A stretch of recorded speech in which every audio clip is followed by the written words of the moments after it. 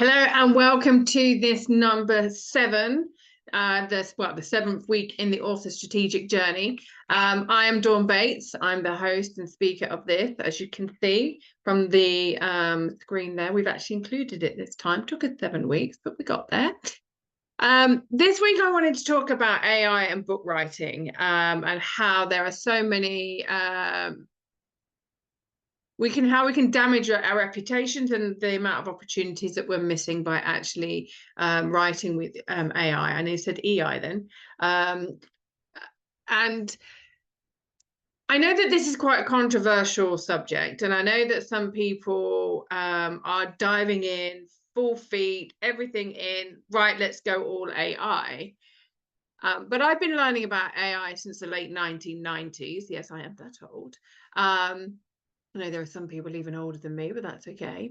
And I've studied AI and the ethics and the morals of it through my PhD journey that I'm on. And so there are also some things that I'm going to be addressing today, again, that you're not going to find on Google. And the things that I want to share with you, it's coming from the point of view that I want you to be the very, very best version of yourself. I want your book to be the best version of itself. And I want you to really connect with your book. Because when we actually go down the route of using AI, first of all, we have to understand why we want to write with AI. Is it because of something that happened in our past where, like, a teacher told us we were the worst, we couldn't write for toffee, or our English homework wasn't very good? Is it because you're wanting to cut corners? Is it because you don't know what to write or how to write? Or you're afraid of the grammar police? Or you're afraid it's not going to be good enough? Or is it just because you just want to try it? Some people are using AI because they have a disability of some kind. And it's not that I don't agree with AI. We all use AI. The fact that I'm using a video conferencing call here and I've used these slides, create these slides in Canva. I've got an automated calendar system. These are all AI. We use Microsoft Word and Grammarly. And so these are all different functions of AI. And I'm not saying that we shouldn't use those tools as part of a wider range. But there are so many people now that are just wanting to write a book, the whole thing with AI. And it's creating such damage within the publishing industry that there are a lot of insurance companies out there who are now refusing to insure authors, because there's plagiarism, there's copyright issues, there is the public liability issues. And so we really need to understand why we want to use AI. Is it because you don't have time? Well, if you don't have time, I understand that, and I understand that some people don't have the time and they don't have the money to pay a ghostwriter or to work with somebody like me who will actually write your book with you from start to finish and then go on to publish. But we have to understand why, because if it's because you've been told by a business coach or a PR company that you need to write a book to get ahead in business, or you don't want to be left behind in the crowd, but writing's not your strong suit, is it because you don't want to miss out, or FOMO? Because remember, everybody's got a story, but not everybody has a book in them. Now, I know that sounds a bit daft. I'm a publisher. I love books. I devour them. I write them constantly, and I love it. So I am very biased towards books, but I also love music, and I love gardens and dance and art and theatre. And if you're not interested in writing a book, maybe it's not your medium. Maybe you love radio, maybe you love videos. Choose a medium that's going to have you really want to go all in, rather than using something like AI that could actually damage your credibility. Because when we're looking at the impact of AI on the readers, and remember, the readers in this whole journey, the readers are the most important people in this whole journey. It's not about us as writers. It's not about the publishing company. It's not about you as the author of a published book and the speaker and a business person. It's the readers that are the ones that matter. What experience are they getting? Because when we look at some of the, I mean, I was sent a manuscript recently. I hadn't even got through half the first chapter, and I knew it'd been written by AI. They weren't very long chapters, by the way, um, because it just felt cold and lifeless, and there were like we're sentient beings. We have emotions, we have humanity, we understand the nuances of language. We know that, for example, if to use my grandmother as a case in point, and some of my friends in different countries, if I said, "Oh, that's wicked," my grandmother would think I'm talking something is pure evil. People of my generation would think, "Yeah, it's wicked. Yeah, it's great. Wicked, love it." My children would just go, "Mother, you're showing your age." So again, it's about looking at how the words in which we're using, how are they being used within the writing? AI does not have that capability. It doesn't have a sense of humor. Yes, we can train it, but surely it's better to train ourselves on how to write than training another system on how to write. Um, because when the reader receives their book, we don't want them to be left with, "Oh, that was a bit shit," or, "Well, we don't want that." They're investing their time and their money into buying our books, and it's all about respecting the reader. If we're only writing for ourselves and our own prestige and our own income, we've got it completely the wrong way round. Um, so it's really necessary, because it's with the books that I write and publish, we're talking about books that are either exposing corruption or talking about trauma, or they're autobiographical. They're about creating social impact. And a lot of these subjects, we have to be very careful legally on how we're writing things. And when we're considering that as soon as we put our books out online, they're international. We cannot we cannot rely on AI to be able to take into humanity and some of the sensitivities of subjects that are being written about in this book. If you're just writing a business book and you just want to regurgitate fact after fact, AI is great for that. There's a lot of repetition with AI. You even when I see somebody write an article on LinkedIn, I can tell it's written with AI. Some people have trained it very well, and I can see that, and I acknowledge that. But when you're having all of this information sent to you by ChatGPT, I have to be careful because I do call it ChatGNT. Not that I like gin and tonic, but that's a different story. But when you're writing, Pete, there are claims out there by certain publishers, write a book in an hour. You can't even read the book in an hour. Why would you want to write it in an hour? You have to look at your integrity, because if you're just wanting to write a book for your own prestige, it's all wrong.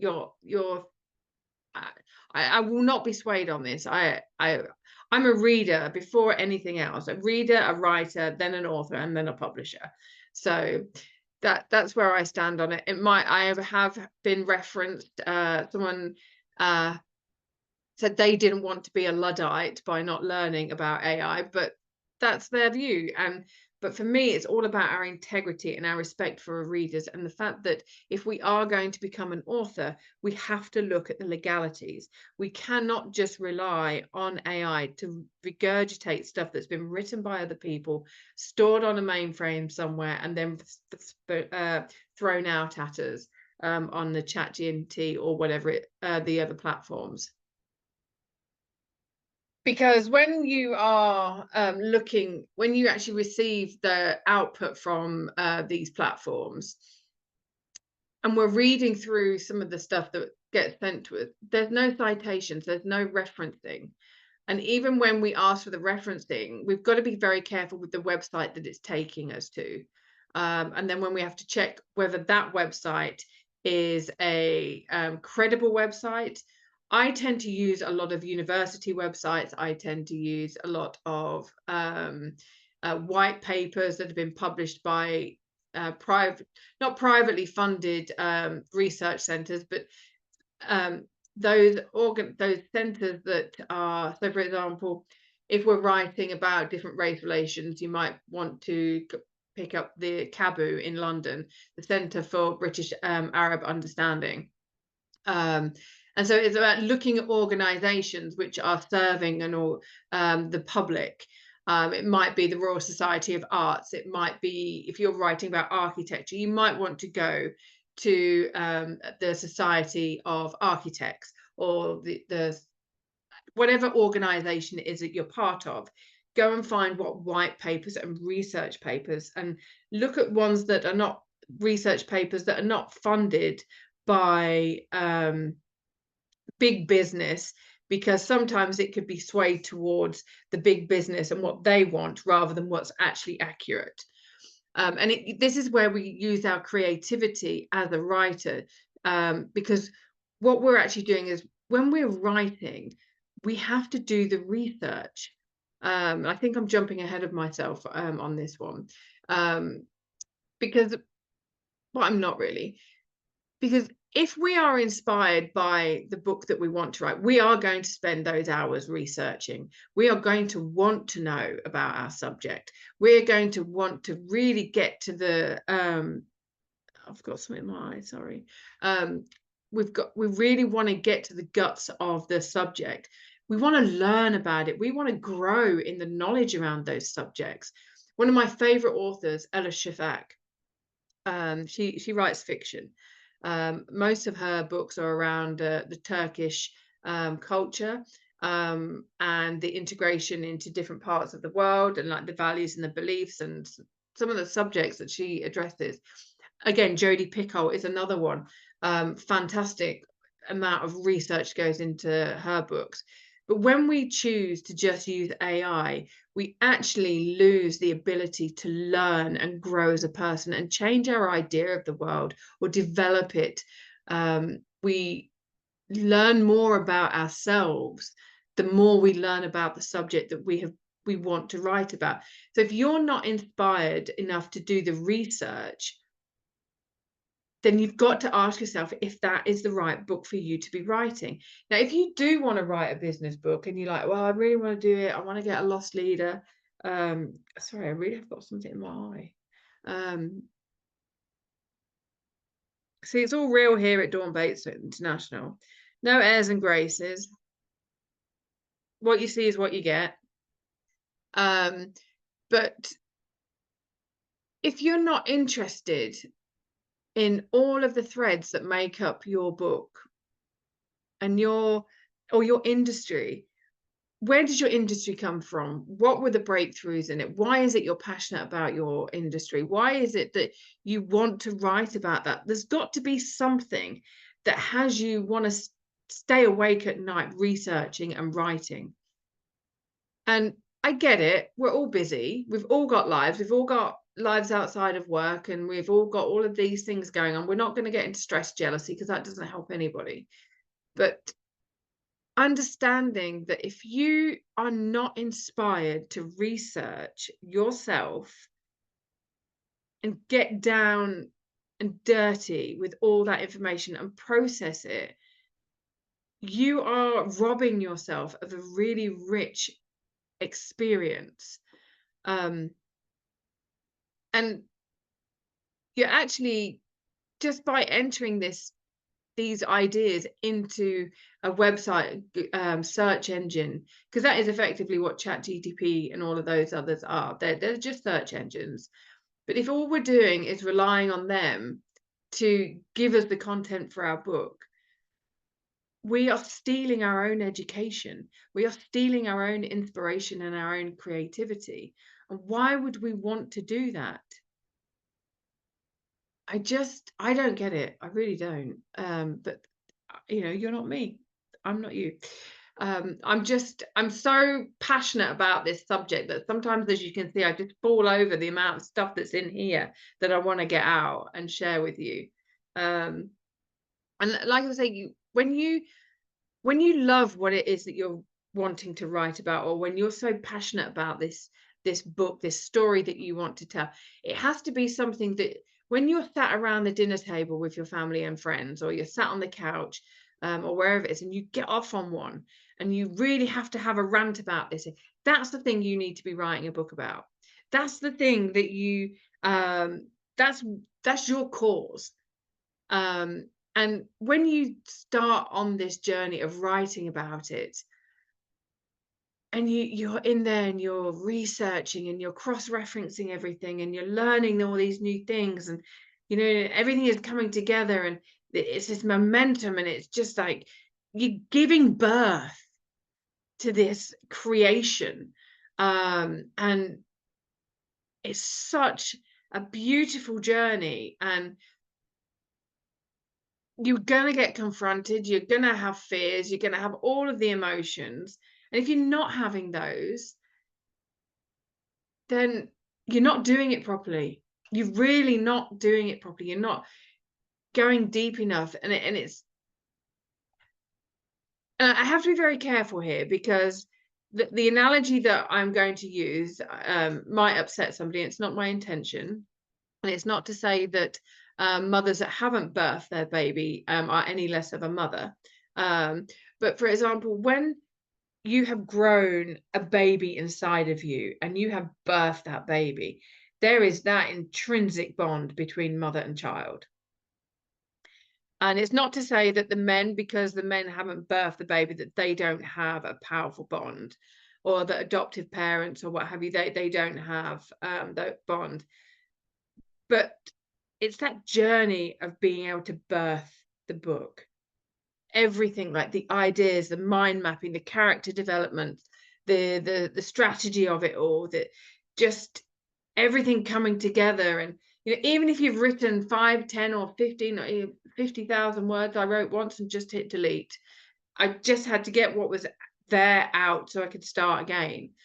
When you use AI, it detaches you from that, and you're just publishing stuff that other people have already published.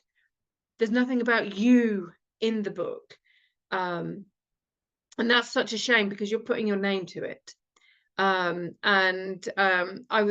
It just reminded me of a chap who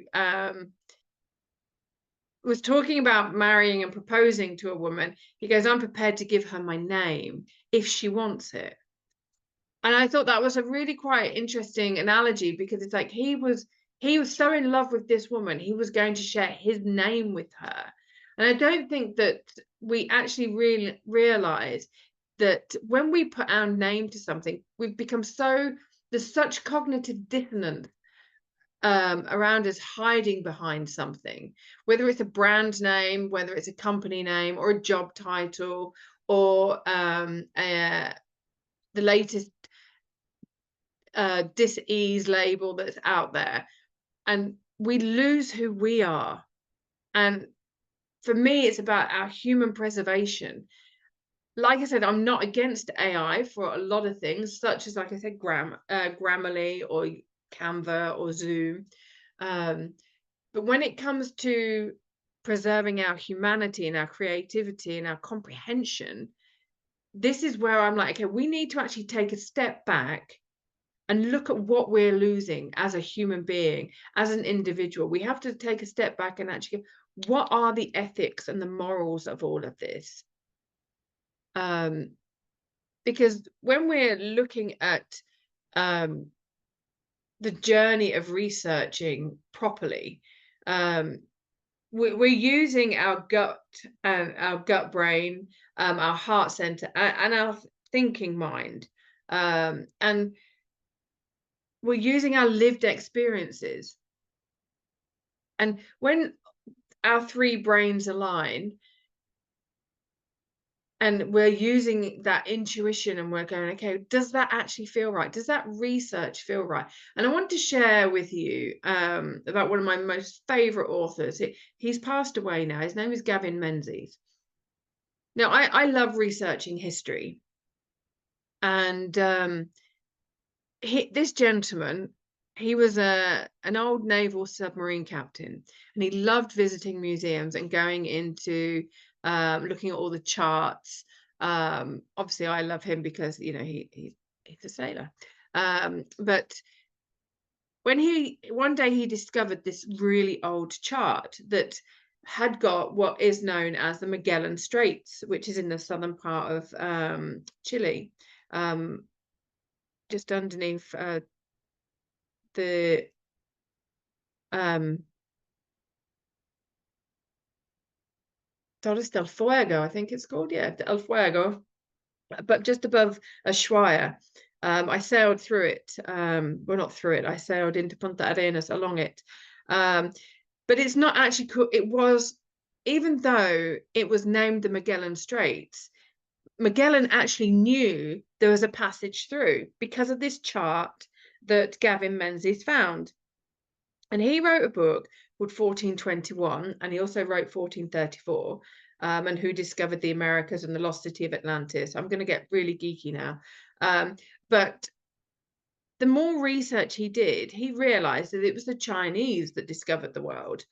And that when you look at all of the linguistics, the genetics, the technologies, the fabrics, the animals, and how things moved around the world, and why was that there, and how did that happen, there are things that we know that we've been taught at school or in the history books, and we're like, yeah, not quite sure how that works. Not quite sure about that. And that we have that doubt. That's our humanity that's coming in. That's our intuition. That's something AI will never give us. And what Gavin Menzies did, he dived deeper into the research around this particular chart. And then he started speaking with all these linguists and all these geneticists and these historians. And his books they're quite dangerous to modern history because they actually dismantle a lot of what we were taught in my age at school, and what is being perpetrated, what is being shed around the world about, so for example, Australian history, and the history of the Americas and European history. 1434 was how the Chinese junk ship sparked the European Renaissance. Da Vinci did not invent a lot of the things he's been given credit for. And when you read a book like 1421 or 1434, and you're reading it and you're like, oh my God, everything makes so much more sense now. And he created this website where he actually had other researchers coming and actually backing up a lot of the claims that were in his books. Like I said, unfortunately, he's passed away. Otherwise, I'd be definitely making him dinner. But he knew that what we had been told and what was out there was not correct. And the thing is, when we have governments and we have organizations like the WHO and the CDC and the WEF propagating all of this stuff, I wouldn't call it factual, all these narratives, when they're out there and they're propagating it all, this is what the search engines are pushing. And if any of you have got a virtual private network and you change your VPN to a different part of the world, you will see that you get different results. It's just like your Netflix. If you change your VPN to a different country, you'll get different films, different series. Some will be available, some will be older, and you will lose a lot of your settings. So it's very similar. Each government has its own agenda. So depending on what your IP address is and the VPN that you're using will depend on the information that your ChatGPT brings back to you, or however many G's I put into that one. And this is why AI is quite dangerous, because we're only relying on those that are using it are actually only relying on the IP address that where they're stationed. Change like, and this is where, yes, I am quite a geek about this, and I'm trying not to put too much into here. But these are some of the reasons why I have issues with people writing a book with AI. And like I said, once you know and you can listen to yourself, and you actually spend that time with yourself researching that subject that you want to write about, or that needs to be written about, and you start writing, you will come to a point where you write something and you go, oh, if I think that about that, how am I going to align that with that view or that belief or that moral or that value, or my ethics on that? And that's where we're learning, that's where we're stealing our own education and our own alignment. It's not that, because the brain fires when we write things down, our brain fires in a very different way. And when we're just relying on AI, we're stealing a lot of um, a lot of greatness from ourselves. We're giving away our power. And it's about looking at being able to spend that time with yourself, reflecting on who you are and who you want to be. How intelligent do you want to be? And I'm going to go back actually for a second, because I want you to think about it as your core. Like, for example, we all know that if we do not work our core muscles, we get bad backs, we get hip problems, which then impacts our knees and our shoulders and our ankles.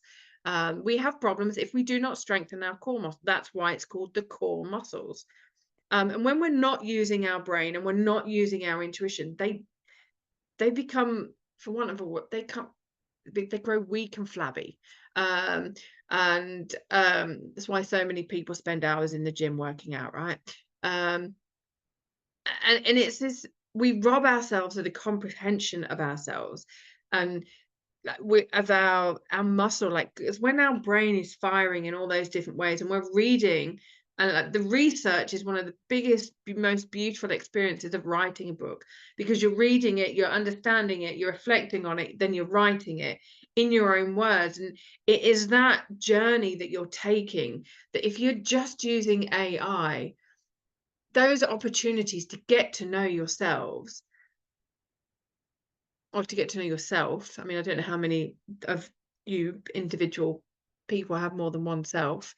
Um, you might need medical help. But very politically incorrect there, wasn't I? But we steal so much of ourselves by relying too much on technology. And I just want us all to be the very, very best versions of ourselves, rather than just giving our power away. And now I'm going to go on to the copyright laws, because when you're going into the publishing and you've used content from somewhere else, and like I mentioned briefly, like, AI does not give you the citations and the referencing. And if it does, have you checked out? Because there are some people that have written a book, that have ended up in law courts, which is why a lot of insurance companies are refusing to insure authors.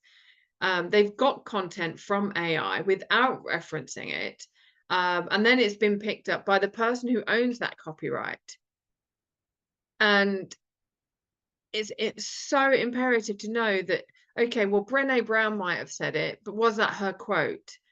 Michelle Obama might have said it, but was it her quote? Trying to think of other modern, Glennon Doyle might have said it. J.K. Rowling might have said it on one of her tweets. Whatever it is, but were they the ones that said it originally? And do you have permission to use that quote? Because if you don't, you could end up in a very, very expensive lawsuit. And also, when you're signing your contracts with a publisher, have they got AI clauses in there? Do you own that content? Just because you put your name on the front of the book doesn't mean you own the content. Because if you've got it from AI, then does the AI machine own it, or does the publisher own it? And this is the thing, the laws around using AI to write a book and put your name on it when it's not your content. Yeah, I wouldn't even go there. I mean, I'm not afraid to go and I'm not afraid to take somebody on and go to court. I'm not afraid to fight my corner. But the only way you can guarantee that your content is by writing it. The only way you can stay out of a court of law when writing a book is to make sure you own every single piece of copyright in that book. and on the book, because again, image rights when it comes to AI, has it might have been, the image might have been generated, but has that image been generated from somebody else's photography or somebody else's artwork? There are so, and again, depending on which country you're in, which is why I'm being quite vague around this, depending on which country you're in, and if your country has multiple states like the US, what are the laws within that country? And again, this is time stamped. I think it's like the 22nd of February 2025 when I'm making this video. So it might be you're watching this in 2026. So it might have moved on. So again, I'm trying to give as much information that's accurate as today that I know about. And again, there might be things I'm sharing on here that you might have extra information on that you go, well, actually, Dawn, you might want to look at this. Prove me I'm wrong. I love being proven wrong because it means I've learned something. But I just want to make sure that you are protected as the author, because I would hate for you to be building a great business and a really solid reputation for you to then produce a book with AI, and then have somebody come along and actually go, well, actually, that's not yours. That's mine. You need to take it down. And all that hard work, that money you've invested, and everything that you've stood for is now gone. So you've really got to make sure that you're protecting yourself. Like I said, publishing contracts, because there are some cases out there at the moment that are underway, that where some publishers are using AI to translate authors' work. And this, again, why I said make sure the clauses. I don't use AI in my business when it comes to publishing or to writing books. Um, I will not use it because I respect my authors and I also respect the readers out there. But if you are publishing with a company that uses AI within their business, what are the terms of the contract?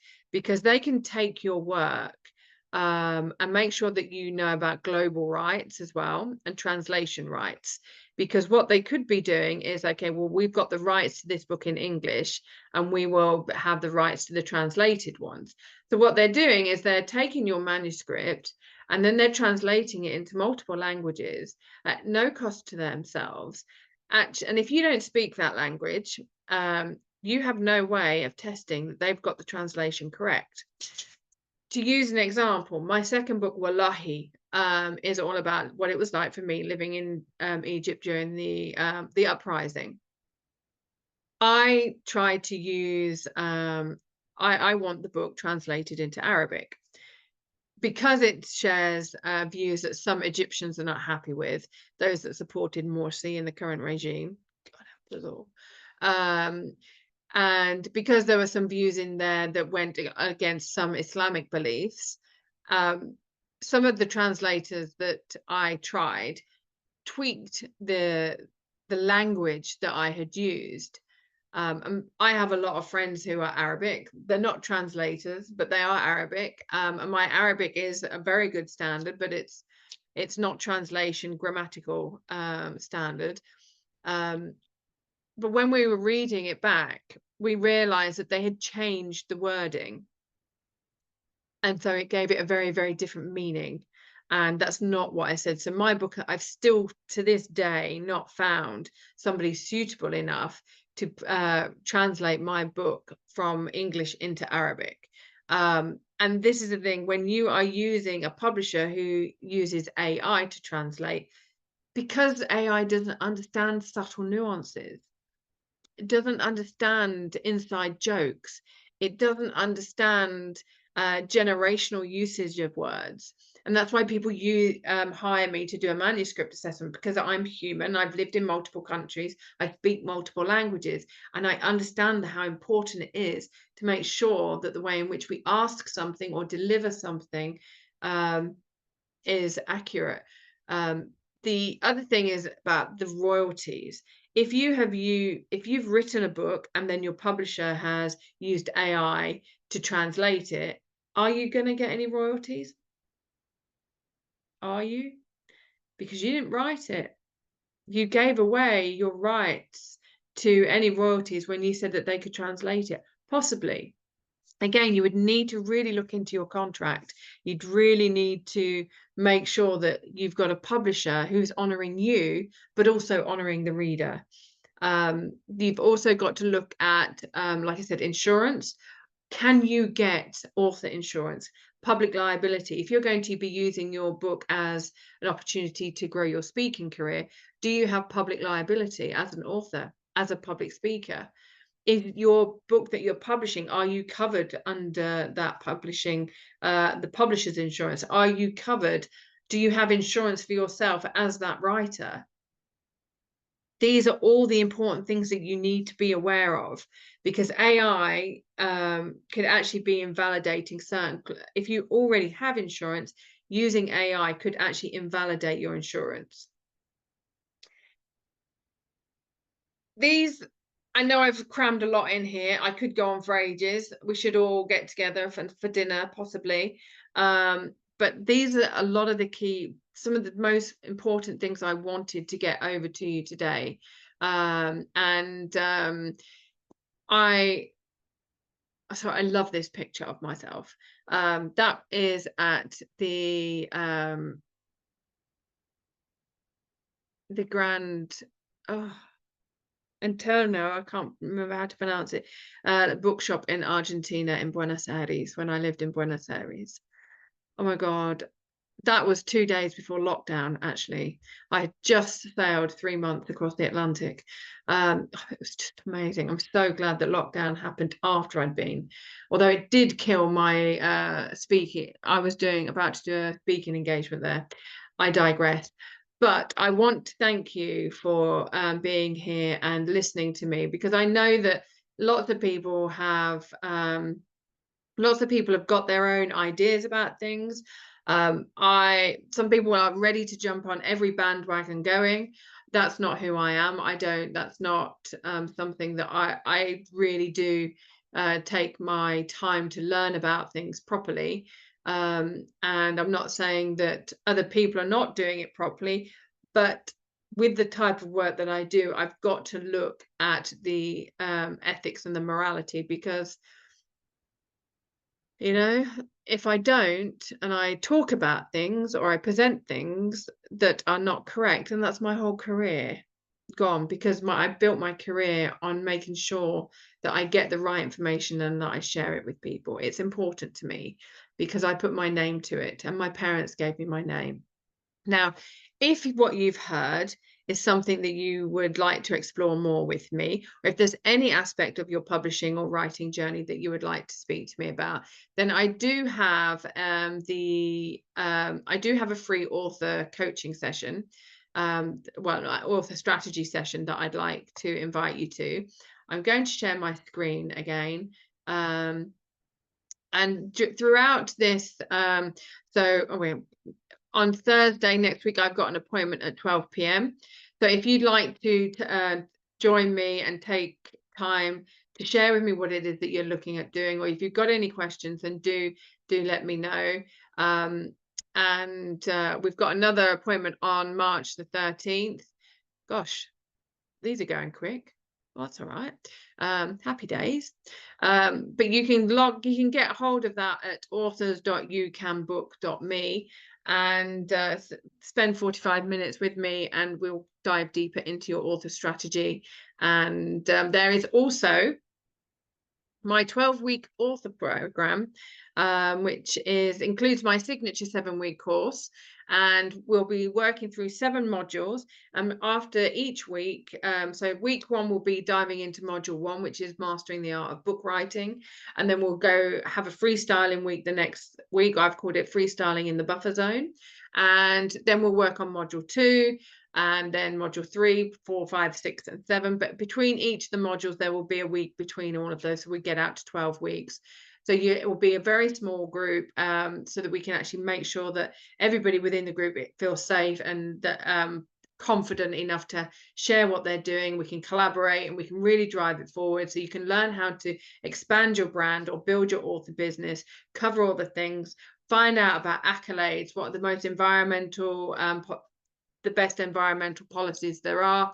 You will receive a flyer PDF um, with all the details, and you can also go to my website dawnbates.com to find out more about me. I know there's a lot in here today, and I'm really grateful to those of you who are watching. Thank you for joining on the replay, and a big shout out to John White, who couldn't join us today because he's gone for an interview. So I really hope you got the job and it was what you were looking for. And that's it from me today. Thank you so very, very much.